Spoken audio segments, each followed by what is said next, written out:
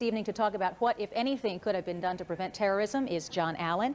You are an anti-terrorism consultant and a member of the '84 Olympic security team, and Skip Brandon, FBI Deputy Assistant Director for Counterterrorism in the past and a security consultant with Jefferson Waterman International.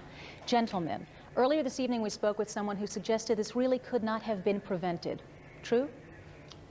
I think it's very difficult to prevent something like this. If somebody wants to do it, they're going to in an open area like that. Yeah, it's real hard. Do you agree with that? Yeah, it's difficult because you have such a large area around there and a number of events going on, but mostly it's easier to take care of the things inside of the area where the athletes are and the games are actually going on. Now, hindsight's always 20/20, but should the government have thought about expanding the intense security over the area, or do you have to draw a line someplace? I think you have to draw a line realistically. The main thing was to protect the venues. Where do you draw the line? Do you clear around the whole city of Atlanta? Reality does have to come in. Right. Mr. Allen, you've done Olympic security before. Can you talk about how this security has been set up compared to the LA Olympics? Well, I can't talk about that because obviously they may use some of the same tactics that were used in 1984, but I can assure you the area around where the Olympic Games are taking place, that is where the athletes and the actual events are well secured, as they were in 1984. I think people should feel safe in that area. Apparently there's even a heightened sense of security there now as compared to '84. That's correct. There's, as I understand, there's quite a bit more security there actually visible.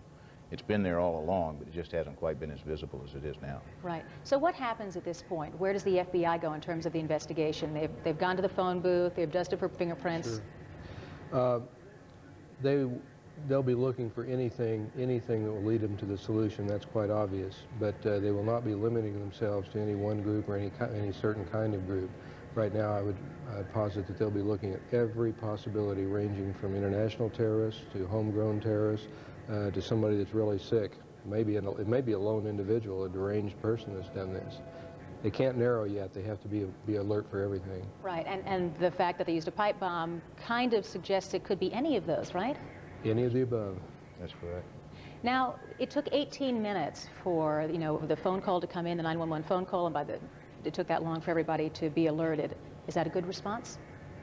I think it was a good response if you consider all things involved, actually coming in through a 911 line and trying to hold someone on the telephone and then respond to an area that is actually outside of the perimeter of the games and the highest security. It was a reasonable time. Yeah, moving officers through a packed crowd.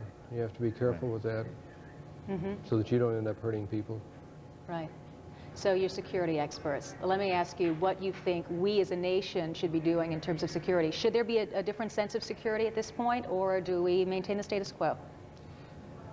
I wonder maybe in some ways, while we don't want to give up our liberties and freedoms, that maybe we ought to be rethinking some aspects of this, maybe in terms of looking at it as giving up freedom. Maybe we look at it in terms of taking certain steps that will ensure that our freedoms continue, that we make sure that we're taking every possible step. That may involve hardening a lot of targets around the country. Certainly there are some, particularly those who live abroad, who may even think we've been naive here. Well, we've been very fortunate, I think, that most acts of terrorism have been overseas, but now we find a few that are finding their ways here, and it's something I think all of us should be more aware of individually as to what's going on around us during the day, where sometimes we begin to get a little relaxed in some things that go on around us, so we should pay more attention. Any final comments?